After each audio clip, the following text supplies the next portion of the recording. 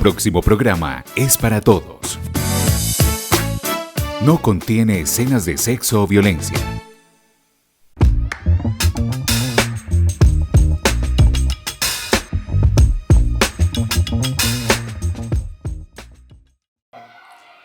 Bienvenidos a Estación Literaria.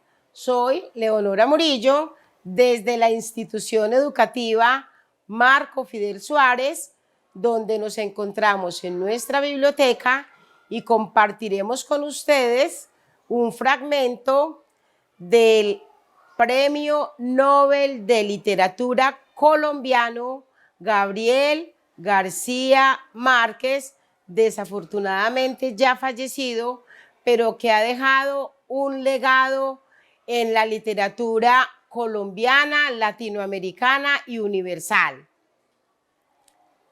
Hoy tendremos a dos estudiantes del grado noveno que nos compartirán fragmentos del texto El olor de la guayaba.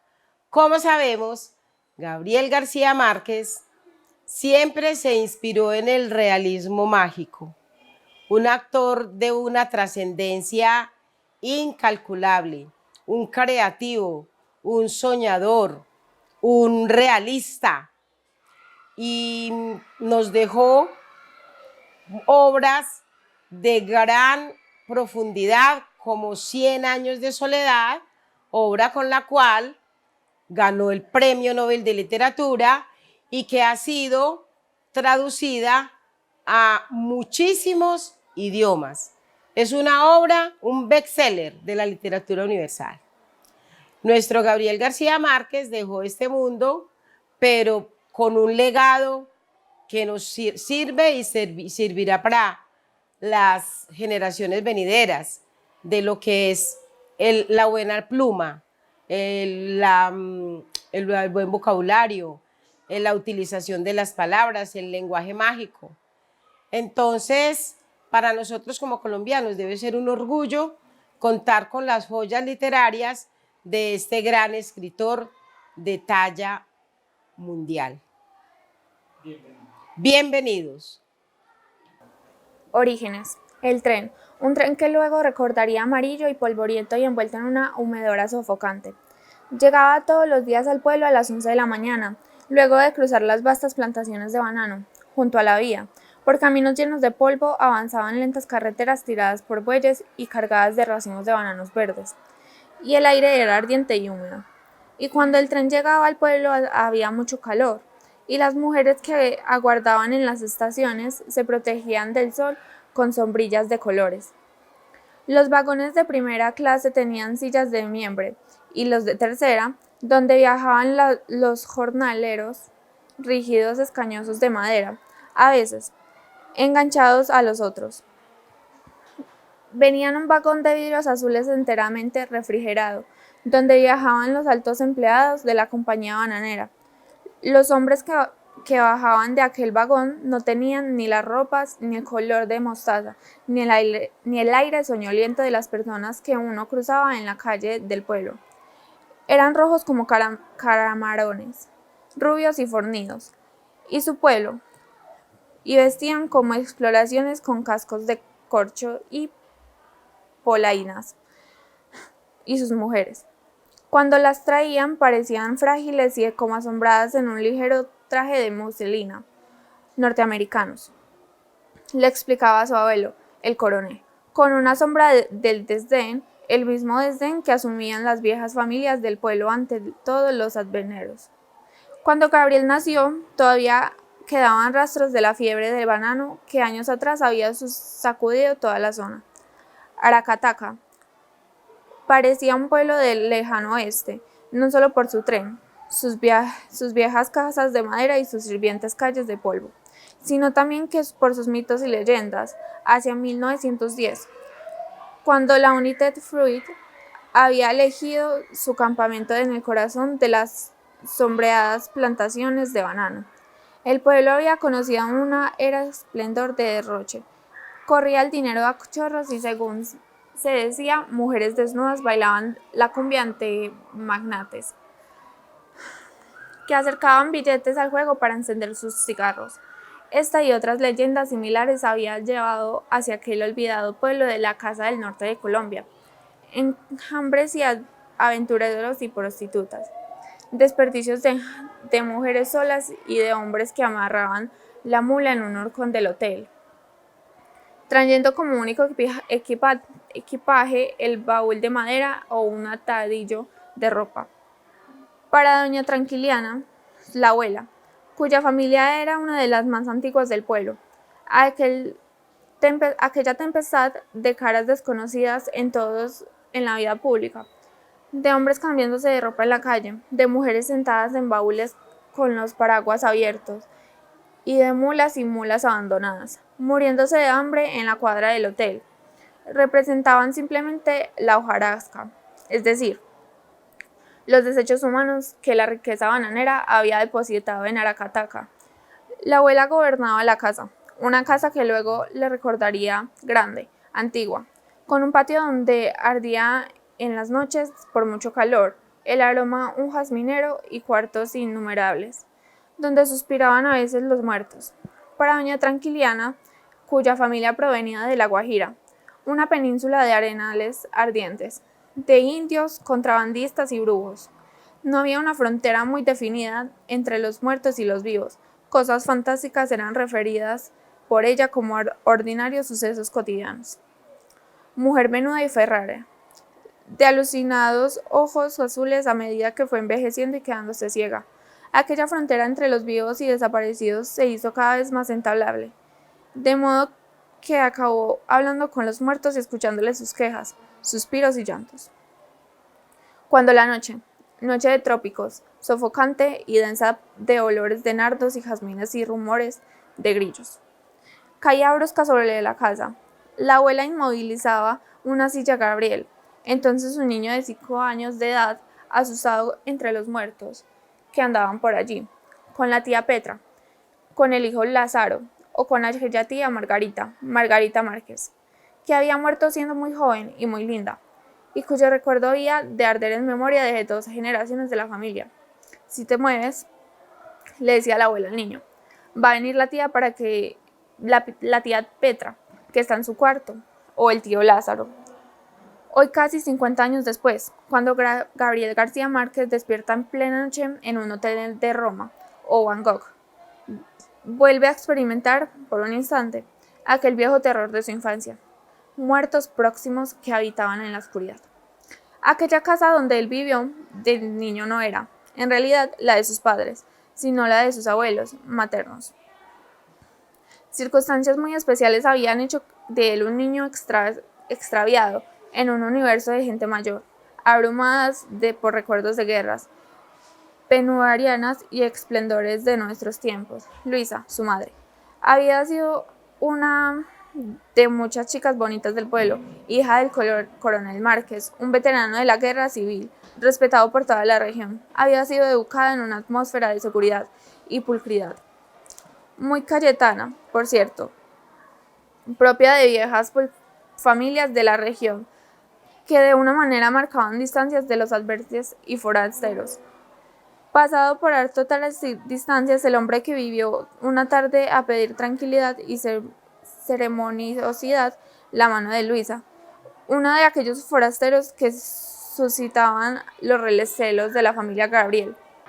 Gabriel Eligio García había llegado a Aracataca como telegrafista, luego de abandonar sus estudios de medicina en la Universidad de Cartagena.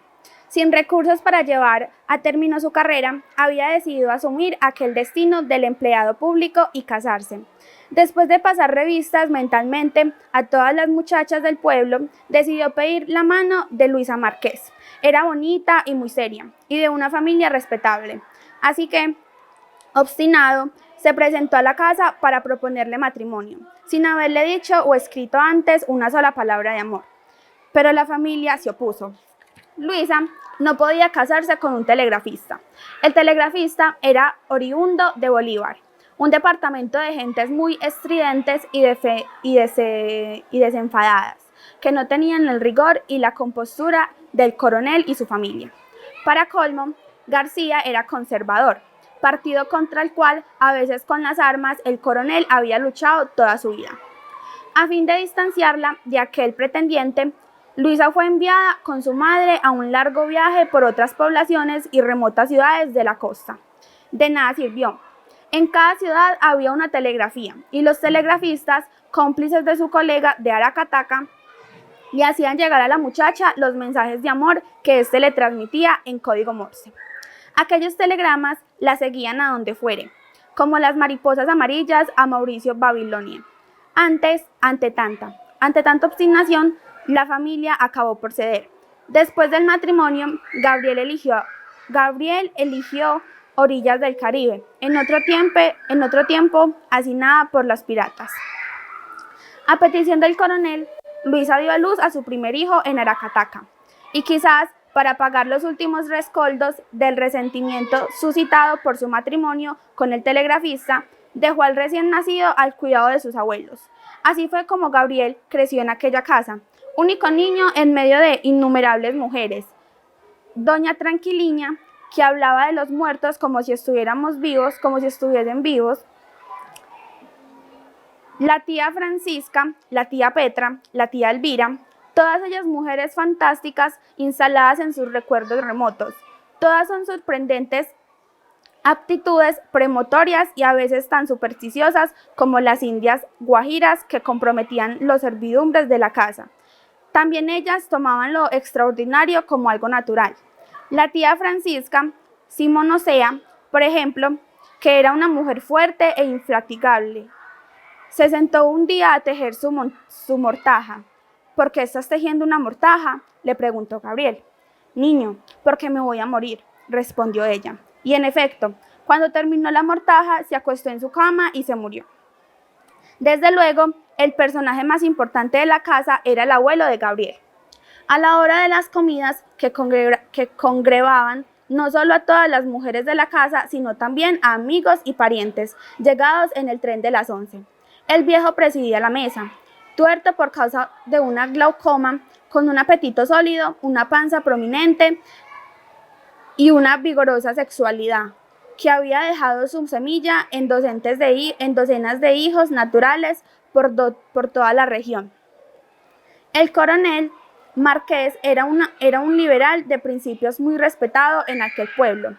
El único hombre que en su vida llegó a injuriarlo había sido muerto por él de un solo disparo. Muy joven, el coronel había participado en las guerras civiles que liberales, federalistas y librepensadores habían librado contra gobiernos conservadores cuyo soporte eran latifundistas, el clero y las fuerzas armadas regulares. La última de estas guerras, iniciada en 1899 y terminada en 1901, había dejado en los campos de batalla 100.000 muertos. Toda una juventud liberal, formada en el culto a Garibaldi y al radicalismo francés, que iba a los combates con camisas y banderas rojas, habían sido diezmada. El coronel había alcanzado su título militar combatiendo en las provincias de la costa, donde la guerra había sido especialmente sangrienta a órdenes del legendario caudillo liberal. El general Rafael Uribe, algo del carácter y muchos de los rasgos físicos Uribe, serían tomados por García Márquez para componer el personaje del coronel Aureliano Buendía. Entre el abuelo sexagenario, que seguía reviviendo en el recuerdo de los episodios alucinantes de aquella guerra, y su nieto de 5 años, únicos hombres de una familia llena de mujeres, iba a crearse una amistad singular. Gabriel había de guardar siempre el recuerdo del viejo, la manera patriarcal y responsada como tomaba asiento a la cabecera de la mesa delante del plato donde humeaba el sancocho. En medio del vivaz contorreo de todas las mujeres de la casa, los paseos que daba con el atardecer por el pueblo, la forma como a veces se detenían en plena calle con un repentino suspiro para confesarle a él, un niño de 5 años de edad: tú no sabes lo que pasa a un muerto. Gabriel recordaría también las mañanas en aquel viejo. Lo llevaba a las plantaciones para bañarse en alguna de las quebradas que bajaban de la sierra, el agua corriendo rápida y fría, muy clara entre piedras grandes y blancas como huevos prehistóricos. El silencio de las plantaciones, el misterioso palpitar de las cigarras cuando empezaba el calor, y el viejo hablándole siempre de la guerra civil, de los cañones tirados por mulas, los cercos, los combates, los heridos organizando en la nave de las iglesias, los hombres fusilados en las paredes del cementerio, todo eso quedaría titilando para siempre en las tundras de su memoria. Bueno, después de haber tenido la oportunidad de escuchar estos fragmentos de nuestro premio Nobel, que vale la pena recordar, nació en Aracataca y murió en México porque él se radicó sus últimos años en Ciudad de México, desde donde siguió realizando producciones literarias. Muchas de sus obras, novelas, cuentos, han sido llevados al cine. Para Colombia de verdad que es un privilegio poder contar con la obra literaria de este personaje, Gabriel García Márquez. Muy importante que nuestros estudiantes conozcan la literatura y principalmente visibilicen, conozcan y reconozcan, creen y recreen a escritores colombianos, como el caso de nuestro premio Nobel. Desde espacios como este, las bibliotecas escolares, desde la biblioteca municipal, desde los centros de historia y cultura, es bueno propender porque los que visiten los lugares académicos se ocupen de la lectura. Siempre vamos a encontrar algo nuevo cuando leemos, siempre vamos a tener una visión más amplia cuando leemos, siempre vamos a tener una visión más amplia del mundo cuando leemos. Esto fue Estación Literaria.